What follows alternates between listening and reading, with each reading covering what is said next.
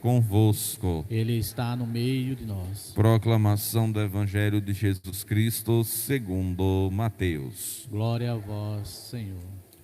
Naquele tempo, Jesus foi à região de Cesareia de Filipe e ali perguntou aos seus discípulos: Quem dizem os homens ser o Filho do Homem?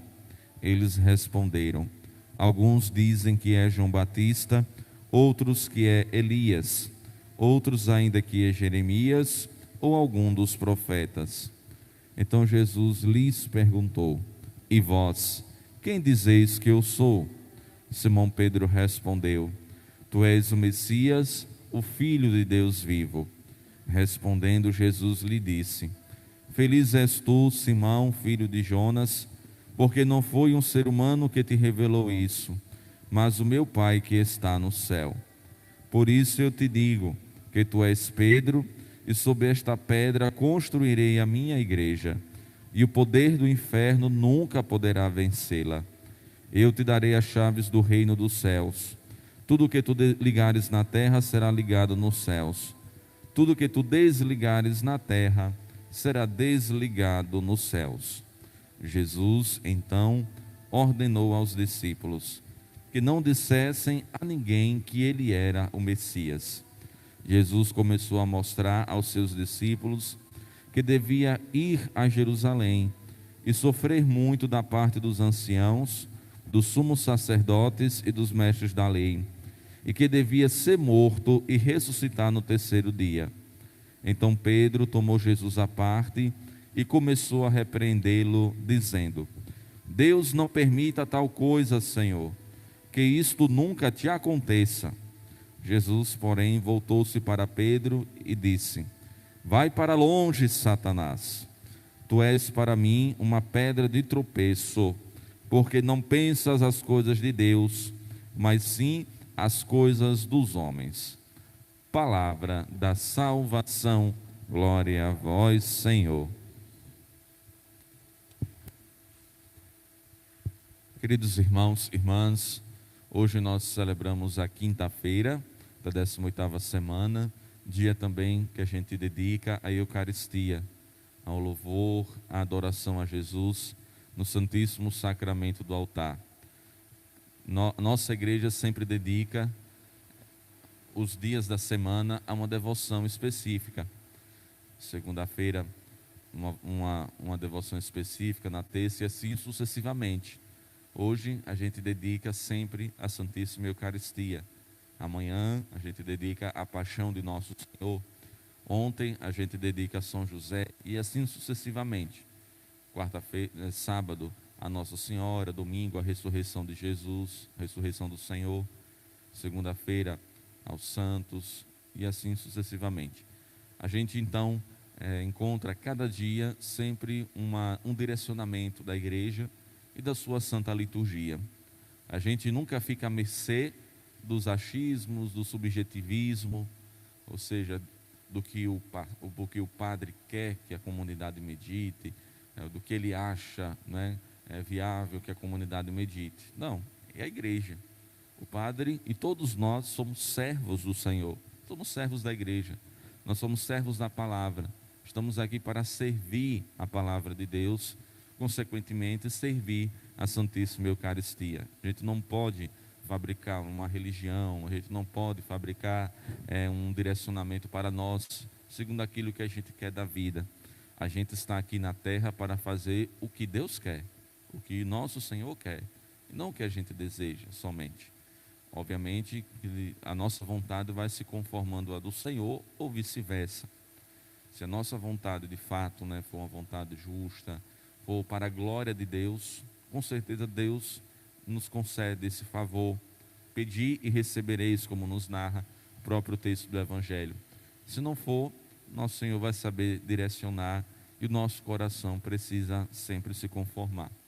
Ou então a gente pode entrar na linha de prescrutar a vontade de Deus, porque sempre será objeto de santificação e de felicidade para todos nós. Feliz da alma, feliz do ser humano, que encontrar, nessa dinâmica de vida o seu direcionamento, a sua felicidade. Hoje nosso Senhor nos apresenta na primeira leitura, o livro dos Números, e no Evangelho, o texto de Mateus, capítulo 16. O livro dos Números nos traz o episódio da água que sai na pedra. Mas, antes disso acontecer, nosso Deus se deparou então com a dureza do coração do povo. Acho que se fosse eu aqui, eu já tinha desistido, já tinha mandado o povo para bem longe, né? Já tinha manifestado o meu profundo arrependimento. Mas Deus, coisas para manifestar a sua glória e para manifestar a sua santidade às pessoas. Então ele se deparando, né, com a reclamação, com a murmuração, com a dureza do coração do povo, né, com as palavras duras, muitas vezes impensadas das pessoas com relação a Deus, ele mesmo assim faz a sua graça, faz os seus prodígios acontecerem. E de fato assim Deus faz então tira da pedra sair água, a partir, né, do cajado, né, de Moisés, que fere 2 vezes com a vara e jorra água em abundância, para então fertilizar a terra, para dar oportunidade ao povo para poder realizar um plantio e tirar também o seu sustento, né, com maior intensidade.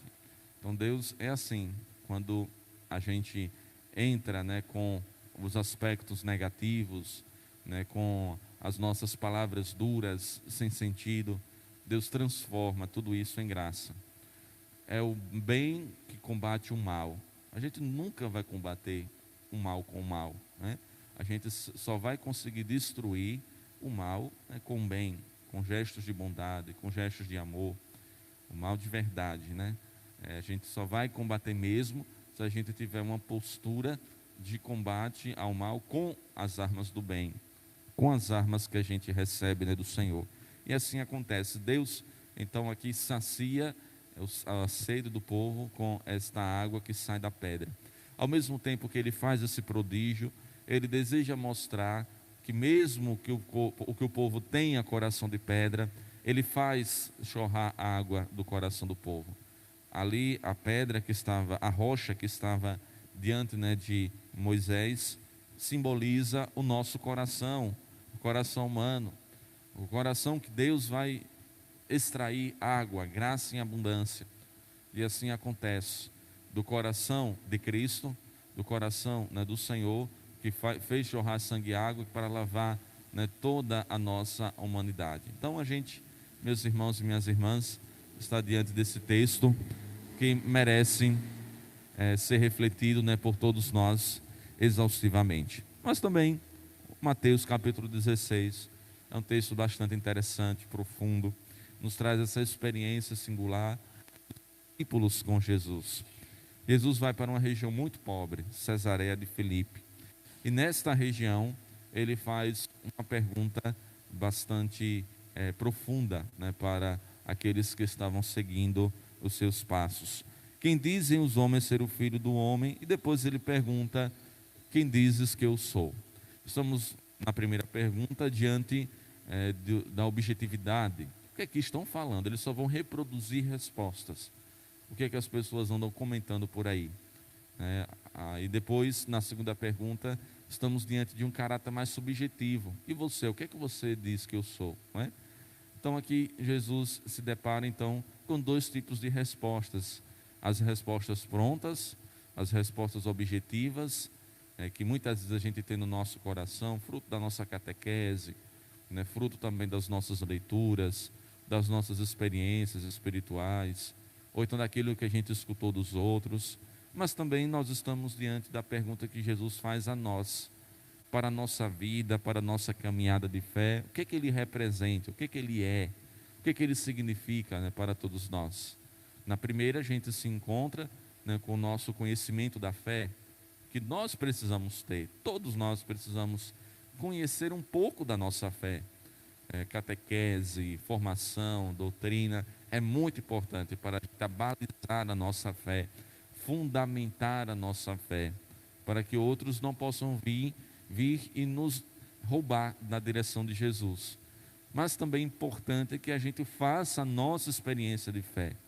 A minha experiência com Jesus de fé não é a mesma de vocês, e entre vocês ninguém tem uma igual experiência de fé. Todos nós somos tocados, todos nós fazemos sempre experiências diversas, né, com o nosso Senhor Jesus. Então nós também temos a nossa resposta a partir, né, daquilo que Jesus tocou durante toda a minha vida. A gente tem também a nossa resposta de amor com Ele. E aqui a gente se encontra com a resposta de Pedro, que representa o ser humano, a igreja, que representa todos nós.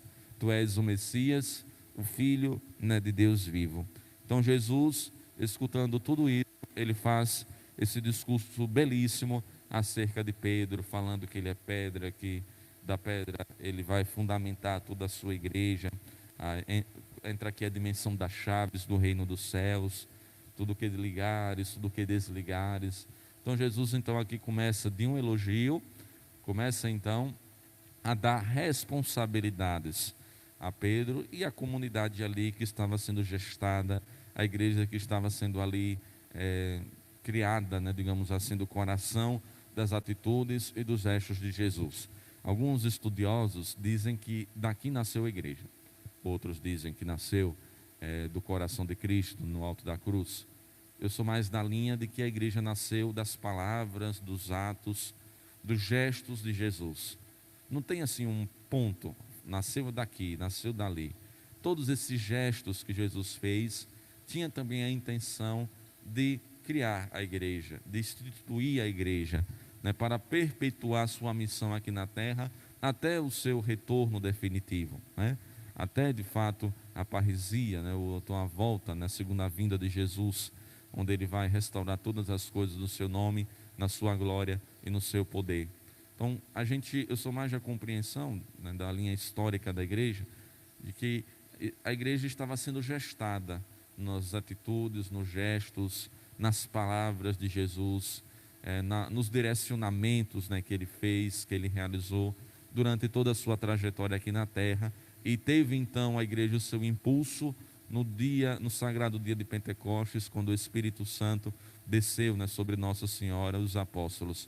A igreja sendo gestada como uma criança, sendo gestada na barriga da mãe, a igreja foi gestada no coração de Jesus, e impulsionada, né, no grande dia, né, de Pentecostes, pelo envio do Espírito Santo do Senhor sobre Nossa Senhora e sobre os apóstolos. Mas na medida que a gente encontra essas palavras de Jesus, esse elogio de Cristo diante da resposta muito pertinente de Pedro, a gente também encontra as fragilidades, a gente encontra também os pensamentos de glórias humanas, os pensamentos de glamour, digamos assim, que os discípulos tinham, né, naquele tempo. E Jesus se esbarra diante do coração ambicioso, né, do coração com segundas intenções, enfim. Jesus começa então a falar também da dinâmica do sofrimento, que o Filho do Homem, e aqui ele toma a passagem do servo sofredor de Isaías, dos textos, né, de Isaías, são 3, 4, 5 textos, não estou enganado, né, do servo sofredor do livro de Isaías, para então mostrar que nem tudo será somente glória, nem tudo será somente bonança, celebrações, festas. Também nós passaremos por dificuldades, assim como Jesus passará ou passou por dificuldades, também a igreja passará por imensas dificuldades, os discípulos também irá passar por dificuldades. Então Pedro, tomando Jesus à parte, rechaça todas essas palavras de Jesus.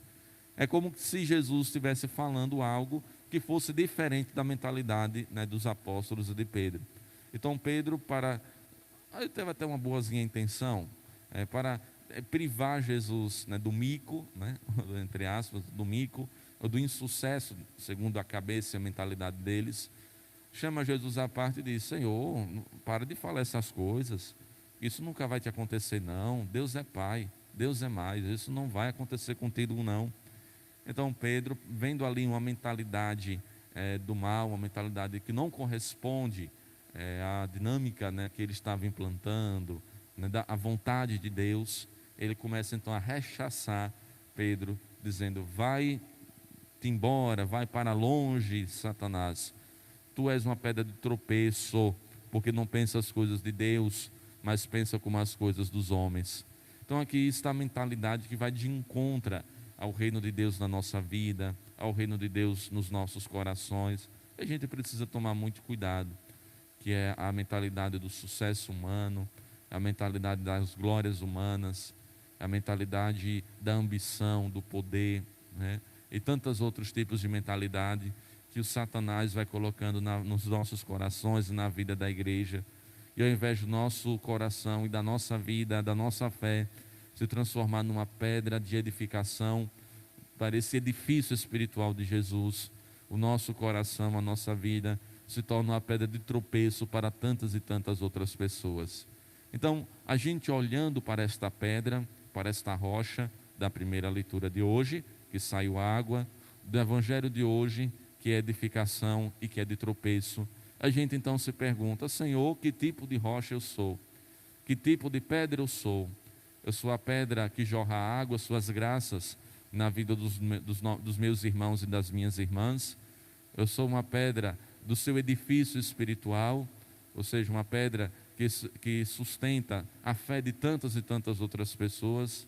Ou sou uma pedra de tropeço, que ao invés de ajudar outros a caminhar, eu ajudo a atrapalhar a vida dos outros. Então, que tipo de pedra eu sou? Ou sou um pouquinho de cada uma, né, que precisa então encontrar o seu caminho, que precisa encontrar o seu rumo. Então, diante desse texto, que a gente se coloque diante da presença da palavra de Deus, da Eucaristia, e que a gente se deixe ser tocado pela graça de nosso Senhor na liturgia de hoje e na nossa caminhada de fé. Glória ao Pai, ao Filho e ao Espírito Santo, como era no princípio, agora e sempre.